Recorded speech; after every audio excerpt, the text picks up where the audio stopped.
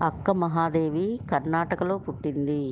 ఆవిడని ఒక రాజుగారు పెళ్లి చేసుకుంటానంటే, లేదు మహారాజా నేను పెళ్లి చేసుకోనంటే, అలా అయితే మీ అమ్మగారిని, మీ నాన్నగారిని, నిన్ను అందరినీ సర్వనాశనం చేస్తాను అంటే, లేదు లేదు మహారాజా అలా అయితే నేను మీ అంతఃపురానికి వస్తాను. నాకు అక్కడ ఒక ఒక పూజా మందిరాన్ని కట్టించండి. అక్కడ అందులో శివుడిని ప్రతిష్ఠించండి.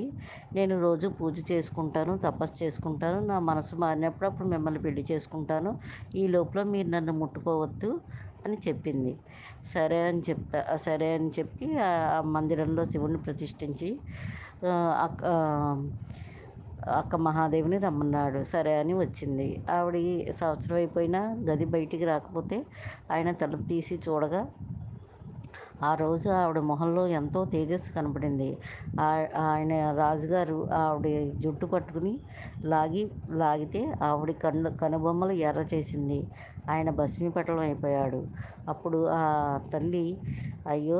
రాజుగారు నా వల్ల చనిపోయారని దేహభ్రాంతి విడిచిపెట్టి హ్మ్.